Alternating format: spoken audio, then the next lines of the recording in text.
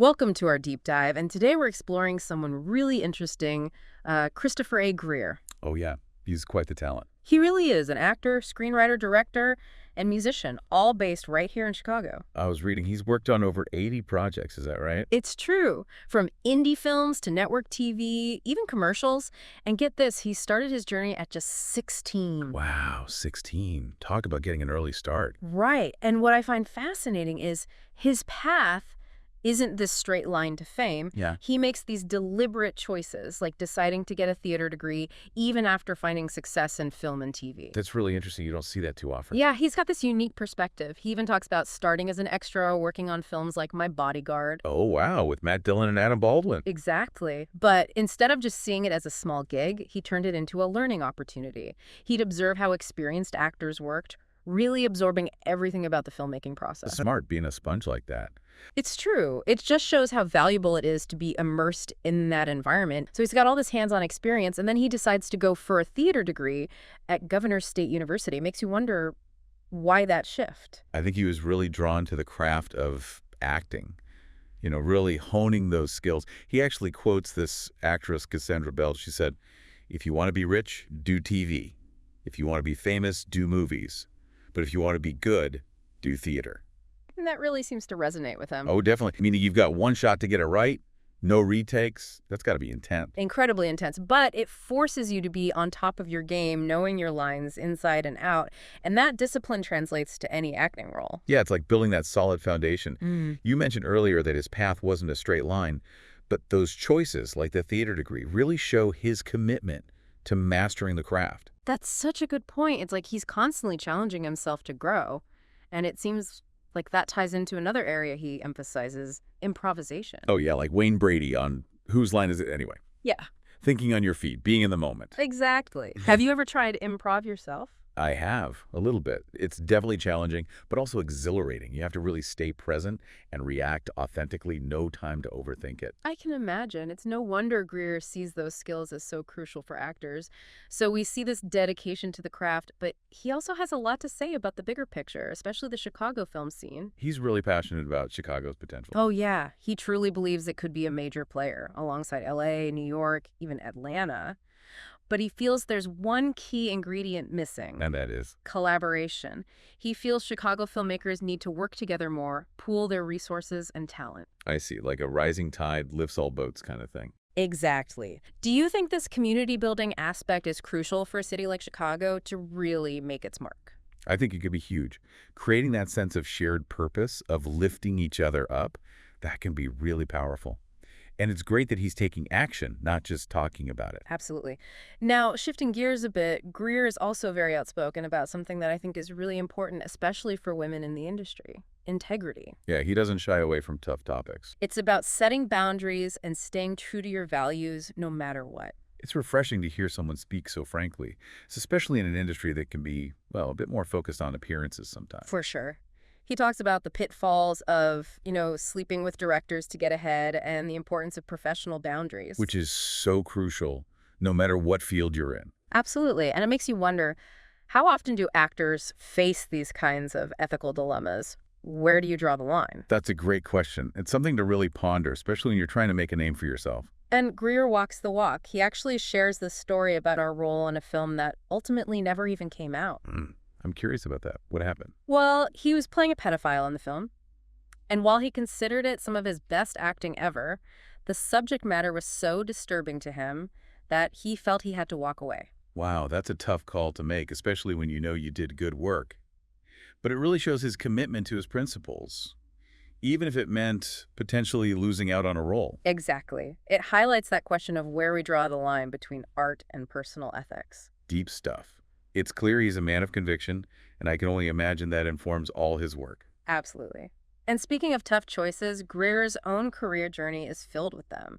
He talks candidly about having to quit his job as a FedEx courier to care for his ailing mother. That must have been such a difficult decision, especially when you're trying to build a career. It was a real turning point for him. His manager essentially gave him an ultimatum: career or acting. He couldn't do both. So he had to take that leap of faith. He did, and it reminds me of that Steve Harvey analogy about jumping and hitting branches on the way down. Sometimes you just have to trust the process. It's scary, but also exhilarating, right? that moment of decision. Absolutely. And Greer's story is full of those moments. He even stayed productive during that long SAG strike. Remember that? Yeah, the 17-week one. That's the one. Instead of just waiting it out, he worked on unpaid projects just to keep his skills sharp. Talk about dedication. That's incredible. He didn't let those circumstances hold him back. He didn't. And then there's the story that really captures the unpredictable nature of this business. You ready for this? Hit me with it. So picture this. All in one week, his film, Otis's Dream, is featured on MSNBC, CNN, even Oprah Winfrey's Super Soul Sunday. Whoa, that's amazing. Right. And to top it off, he appears on a 2-part episode of Divorce Court, which ends up getting nominated. Talk about a whirlwind of exposure. It sounds like he was on top of the world all in one week. He was, but here's the kicker. Despite all that success, he had only $26 in his pocket at the time. What a reality check. It really puts things in perspective, doesn't it? Fame and fortune don't always go hand in hand. That's a powerful lesson. It shows that you have to be in this business for the right reasons, for the love of the craft, not just for the external validation. Couldn't agree more. It's about that inner drive. And speaking of tough decisions, let's talk about something many aspiring actors face. Whether or not to join SAG, the Screen Actors Guild. It's a big step. It is. So for our listeners who might not be familiar, SAG is a union that protects actors' rights, ensures fair wages, things like that. But it also comes with its own set of challenges. Have you ever considered joining SAG yourself? Honestly, it's something I've gone back and forth on. There are definitely benefits, like higher pay on union projects, but the initiation fee can be a hurdle, and it can sometimes limit the roles you're eligible for. That's a good point. It's a balancing act, for sure. And Greer gets into the nitty-gritty of this debate. He even shares a story about an actress who was basically forced to join SAG due to some unforeseen circumstances, even though she was really struggling financially. Oof, that's a tough situation. It makes you realize it's not always a simple choice. It really isn't. So how does Greer ultimately view SAG membership?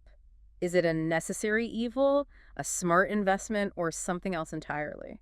I'm really curious to hear his take on this, what it means for an actor, especially financially. Yeah, it's a big decision for sure. And I think Greer's insights are really helpful here, even if you're not an actor. Totally. It's about navigating those crossroads in any career. Exactly. So he doesn't sugarcoat it. He acknowledges that SAG membership can limit your options sometimes. It's like anything, there are trade-offs. Right. But ultimately, he sees SAG as this investment, especially if you're aiming for those big studio projects. Makes sense. It's about playing the long game. Exactly. Yeah. Now, let's shift gears a bit, lighten things up. Greer drops these little nuggets of wisdom, from his years in the industry. Oh, I love those behind-the-scenes stories. Right. Like he talks about working on commercials. They can be more relaxed than theater. You get multiple takes, but they still have their own quirks. He worked on one that spanned 2 days with 4 different scripts. Whoa, that's a lot to juggle. Imagine. And then there's this commercial where he had to play a craps expert.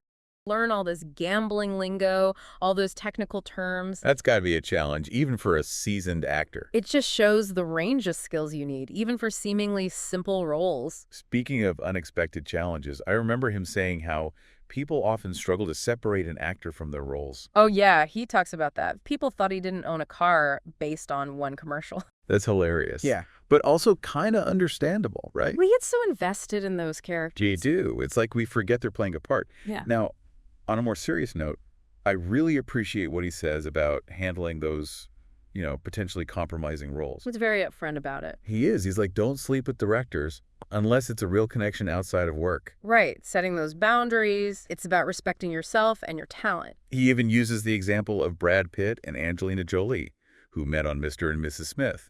It can happen. Yeah. Real connections, but you've got to be discerning. Exactly. Recognizing those power dynamics, being aware of people's motives. What I find really admirable is that Greer walks the walk. He's turned down roles that made him uncomfortable, even if they could have been big breaks. Like that role in the film that never got released, right? Where he played a pedophile. Yeah, powerful example. Yeah. He felt the subject matter was just too disturbing, even though he considered it some of his best work. Shows real integrity. It does.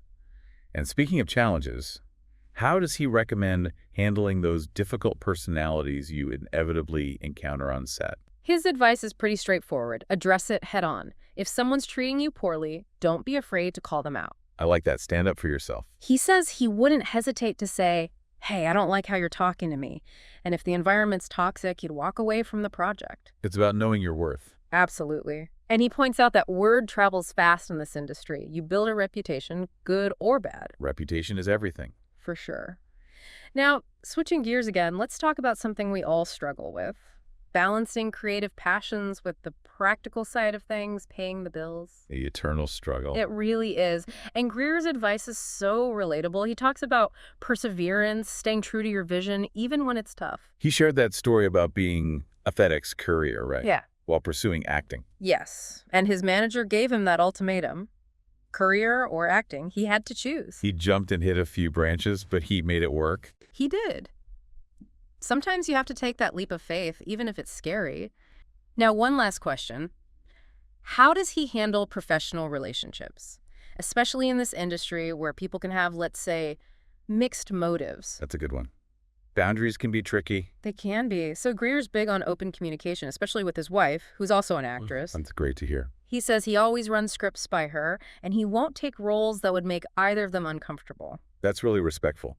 Open communication is key in any relationship, but especially in this kind of field. Absolutely. It's about trust and mutual respect. And it shows you can be successful without compromising those values. Exactly. So from ethical dilemmas to handling difficult personalities, we've covered a lot here, but there's more to explore. Take that and rewind it back.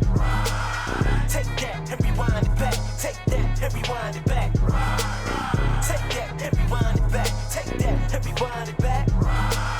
Take that and rewind it back. Now, ladies and gentlemen, Mr. Curtis Kincaid.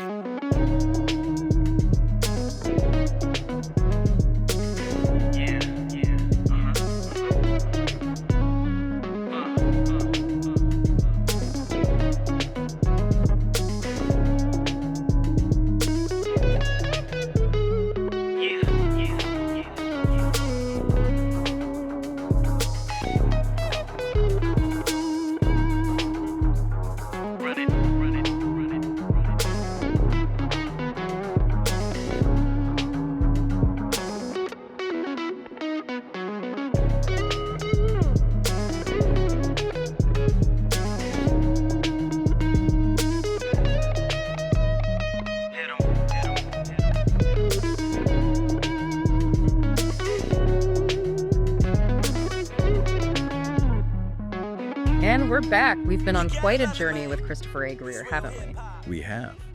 From those early days working as an extra, all the way to navigating the complexities of SAG, it's been fascinating. He's shared so much wisdom, those little nuggets of insight you can only get from someone who's really lived it. And who's not afraid, to be honest, even about the tough stuff. Exactly. It's refreshing. So we talked about Yeah. his vision for the Chicago film scene, his passion for seeing it become a major player. He's really a champion for Chicago talent. He is. And he's not just talking about it, he's actually doing something. And he's launching that acting school too, right?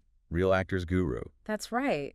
It's amazing he's really committed to sharing his knowledge, helping the next generation of actors find their way. It sounds like he's creating this incredible resource, like a roadmap for navigating the industry. He is. From different acting techniques to the practical stuff, headshots, agents, even those tidbits he talked about, lessons learned from his own experience. It's like he's saying, hey, I've been through it.